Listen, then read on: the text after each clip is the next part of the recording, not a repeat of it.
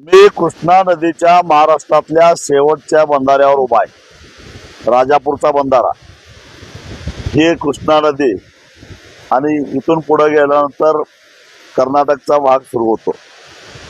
या ठिकाणी काल आपल्या जलसंपदा विभागानं शेतकऱ्यांनी विनंती केलेली होती की किमान आम्ही जी खतं टाकलेली आहेत, ऊसाची लागण करायला ऊसाचे बी लावलेले आहेत, ती लागण करून द्या शिल्लक पाण्यावर, कारण माहिती नव्हता तुम्ही कपात करणार आहे ते, आणि आमचं ऊसाचं बी वाळून चाललेलं आहे, खत वाया चाललेलं आहे। 2 दिवसामध्ये आम्ही सगळं ते संपवतो आणि 20 तारखेनंतर तुम्ही कपाती सुरू करा अशी विनंती केली होती। कोल्हापूरच्या स्थानिक अधिकाऱ्यांनी ते ऐकलं सुद्धा आणि तशा प्रकारचं एक नोटिफिकेशन निघालं, परंतु रात्री 12 वाजता कुठून चक्र फिराली मला माहिती नाही, परंतु पुन्हा तो आदेश रद्द केला आणि आजपासून कपात रद्द केलेली आहे। मी प्रत्यक्ष राजापूरच्या बंधाऱ्यावर आलेलो आहे। याचं कारण हे पाणी बघा किती तुडुंब भरलेलं आहे, बंधारा भरलेला आहे आणि या बंधाऱ्यातनं खाली पाणी वाहून चाललेलं आहे, मोठ्या प्रमाणामध्ये वाहून चाललेलं आहे। या ठिकाणी बघितलं तर नदीच्या या टोकापासून त्या टोकापर्यंत हे सारं पाणी वाहून कर्नाटकात चाललेलं आहे।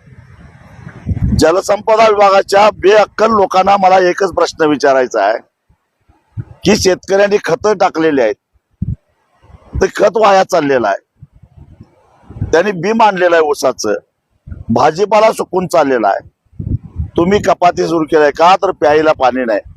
आणि हे पाणी कर्नाटकामध्ये त्यांनी मागणी केलेली नसताना सुद्धा मोठ्या प्रमाणामध्ये झाले। लाज नाही का वाटत?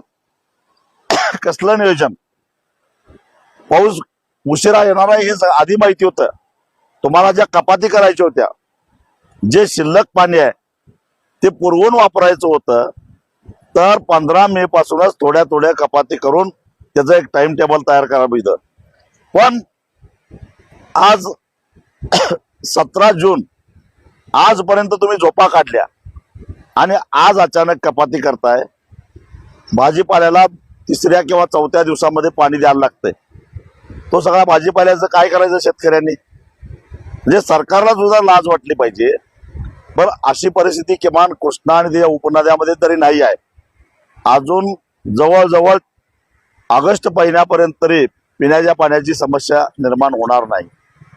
मग आता जे उपलब्ध पाणी आहे, सगळ्यात जास्त पाणी उपलब्ध वारणा धरणामध्ये आहे, चांदोलीला, बाकीच्या धरणामध्ये सुद्धा थोडं थोडं पाणी उपलब्ध आहे। ते त्या शिल्लक पाण्याचं पिण्यासाठी आणि शेतीसाठी कशा पद्धतीने वापर करता येईल याचं डोकं चालवायला पाहिजे। अरे, जनावरांच्यासाठी पाणी पाहिजे, प्यायलाच पाणी नाही, जनावरांच्यासाठी सुद्धा पाणी पाहिजे। शेतकऱ्यांचे गोटे आहेत, त्यांनी काय करायचं? याला नियोजन असं करायला पाहिजे होतं, किमान 2 तास दिवसातून वीज देऊन जनावरांना पाणी उपलब्ध करून देणं, बाकीच्या बारीक सारीक गोष्टीसाठी पाणी उपलब्ध करून देणं, असं नियोजन केलं असतं तरी सुद्धा जवळपास ऑगस्ट पर्यंत आहे ते उपलब्ध पाणी शेती आणि पिण्याला वापरता आलं असतं। परंतु अचानक जागा व्हायचं झोपेतनं आणि कपाती रद्द करायचा, याला फार काय शहाणपणा याच्यातला भाग नाही, परंतु प्रत्यक्ष जायचं नाही।